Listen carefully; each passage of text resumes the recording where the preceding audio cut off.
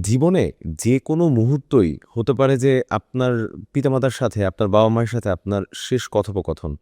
এটা হতে পারে যে আপনি কোথাও বেড়াতে যাচ্ছেন, সেই সময় আপনার বাবা-মার সাথে থাকার সময়টা আপনার শেষ সময় হতে পারে। হতে পারে আপনি অফিসে যাচ্ছেন, পরবর্তীতে বাসায় এসে দেখলেন যে আপনার বাবা-মা জীবিত নাই। অথবা আপনি এমন কোনো কাজে বেরিয়েছেন অথবা এমন কোনো কাজে ব্যস্ত আছেন, এসে দেখলেন যে আপনার বাবা-মা জীবিত নাই। আপনার লাস্ট ফোন কলটাও হইতে পারে যে আপনার বাবা-মার সাথে আপনার শেষ কথোপকথন। তাই বাবা-মার সাথে যেন আপনার শেষ কথোপকথনটা বা শেষ সময়টা যেন খারাপ না যায় এবং আপনি যেন তাকে কষ্ট দিয়ে আপনার আ আফসোসের যেই জায়গাটা সেটা যেন বৃদ্ধি না পায়, সেজন্য সবসময় বাবা-মাকে আ খুশি করে কাজ করতে হবে এবং নিজেদের যে কাজের জায়গাটা আছে, নিজেদের যেই উন্নতির জায়গাটা আছে, সেটার দিকে যদিও আমরা খেয়াল রাখবো, কিন্তু এর পাশাপাশি আমরা খেয়াল রাখবো যে বাবা-মাকে খুব বেশি কষ্ট দিয়ে কি আমরা এই কাজটা করতেছি কিনা? যেমন একটা হাদিসে আছে, আব্দুল্লাহ ইবনে আমর রাদিয়াল্লাহু তাআলা আনহু বলেন, হিজরতের উদ্দেশ্যে বায়াত হওয়ার জন্য একজন ব্যক্তি নবী করিম সাল্লাল্লাহু আলাইহি সাল্লামের কাছে আসলেন। তখন নবী করিম সাল্লাল্লাহু আলাইহি সাল্লাম দেখলেন যে তার বাবা-মা কাঁদছিল। তখন নবী করিম সাল্লাল্লাহু আলাইহি সাল্লাম তাকে বললেন যে, "তোমার হিজরতে যাওয়ার প্রয়োজন নাই। তুমি তোমার বাবা-মার কাছে ফিরে যাও।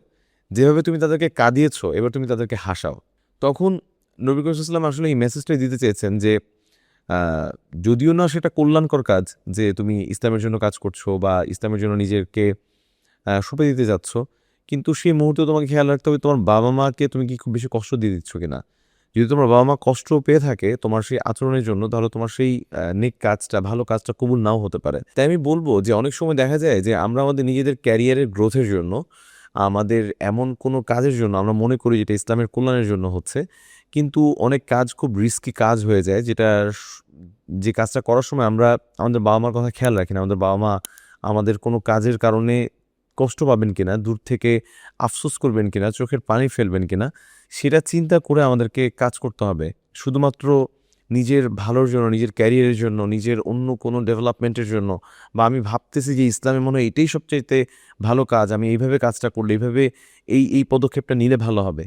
কিন্তু নবী করিম সাল্লাল্লাহু আলাইহি ওয়াসাল্লাম শিখিয়েছেন যে মা-বাবাকে না কাঁদিয়ে মা-বাবাকে হাসানোর মাধ্যমে কাজ করতে হবে।